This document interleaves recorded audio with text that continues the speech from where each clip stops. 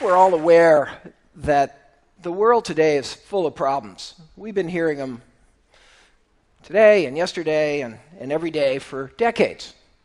Serious problems, big problems, pressing problems, poor nutrition, access to water, climate change, deforestation, lack of skills, insecurity, not enough food, not enough health care, pollution. There's problem after problem. And I think what really separates this time from any time I can remember in my brief time on Earth is the awareness of these problems. We're all very aware. Why are we having so much trouble dealing with these problems? That's the question I've been struggling with. Coming from my very different perspective, I'm not a social problem guy. I'm a guy that works with business, helps business make money.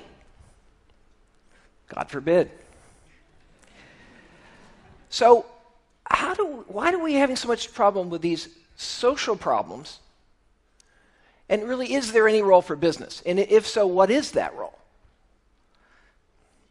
I think that in order to address that question, we have to step back and think about how we've understood and pondered both the problems and the solutions to these great social challenges that we face.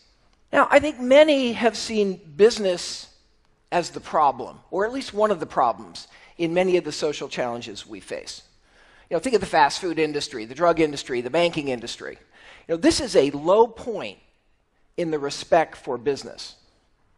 Business is not seen as the solution. It's seen as the problem now for most people. And rightly so in many cases. There's a lot of bad actors out there that have done the wrong thing, that actually have made the problem worse. So this perspective is perhaps justified. How have we tended to see the solutions to these social problems, these many issues that we face in society? Well, we tend to see the solutions in terms of NGOs, in terms of government, in terms of philanthropy. Indeed, the kind of unique organizational entity of this age is this tremendous rise of NGOs and social organizations. This is a unique new organizational form that we've seen grown up. Enormous innovation, enormous energy, enormous talent now has been mobilized through this structure to try to deal with all of these challenges. And the question is, how can we get business thinking to adapt this issue of shared value? This is what I call shared value. Addressing a social issue with a business model. That's shared value.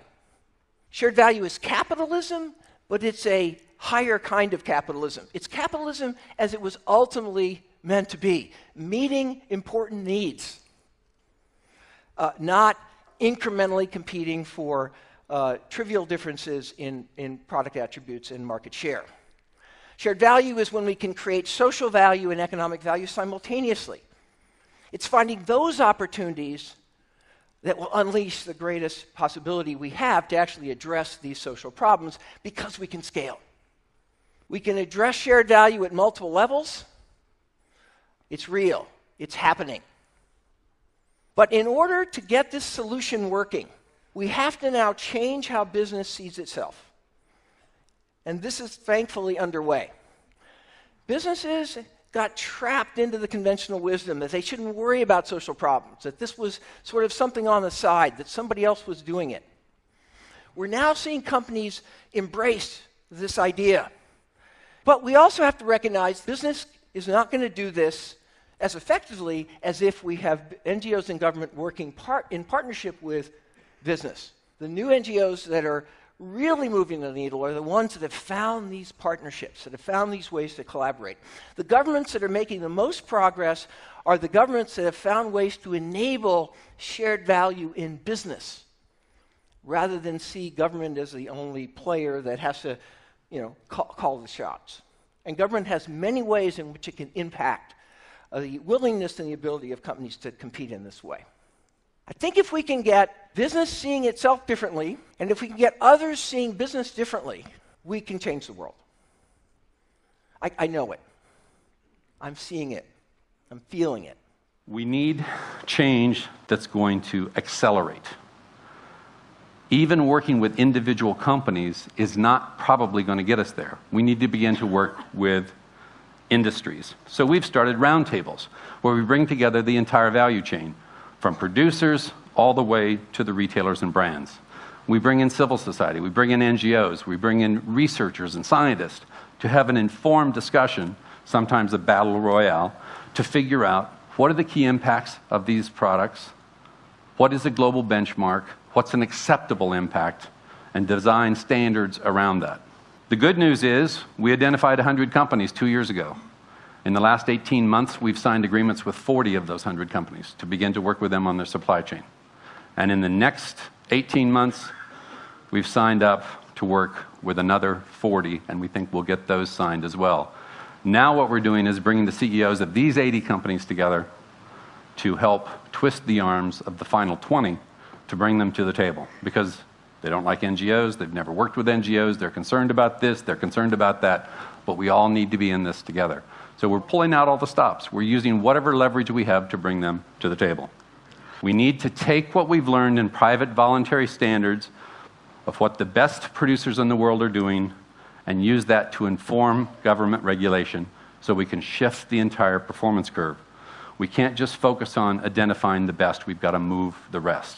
How do we get a partnership that involves government, donors, the private sector, and ordinary African people taking charge of their own lives? How do we combine all this to move our continent forward to do the things that need doing that I talked about, getting young people employed, getting the creative juices flowing on this continent, much of what you have seen here. So I'm afraid we've been engaging a little bit in the wrong debate, and we need to bring it back to say, what is the combination of all these factors that is going to yield what we want? The UK and the US could not have been built today without Africa's aid.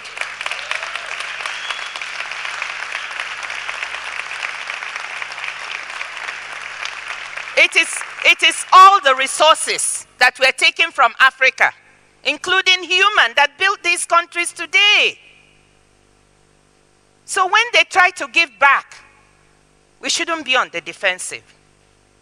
The issue is not that. The issue is, how are we using what has been given, what is being given back? How are we using it? Is it being directed effectively? If let's channel these resources we get into something productive. However, I will also tell you that I'm one of those who don't believe that this is the sole answer. That's why I said the debate has to get more sophisticated. First and foremost is infrastructure. Yes, most countries now recognize they have to invest in this, and they're trying to do the best they can to do that. We must. The most important thing is power. You cannot develop in the dark. And then governance and corruption.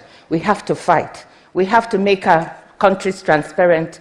And above all, we have to engage our young people. In the 2000s, policymakers learned that they needed to manage the macroeconomic environment better, to assure stability, keep inflation low in single digits, keep their fiscal deficits low, below 3% of GDP, give investors, both domestic and foreign, some stability so that they'll have confidence to invest in these economies. In 2000, we had 11 million phone lines. Today, we have about 687 million mobile lines on the continent.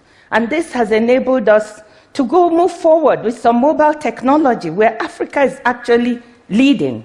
In Kenya, the development of mobile money, M-Pesa, which all of you have heard about, took some time for the world to notice that Africa was ahead in this particular technology. And this mobile money is also providing a platform for access to alternative energy.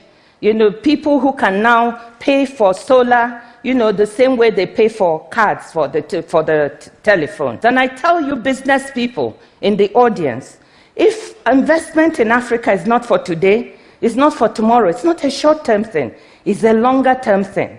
But if you're not invested in Africa, then you will be missing one of the most important emerging opportunities in the world.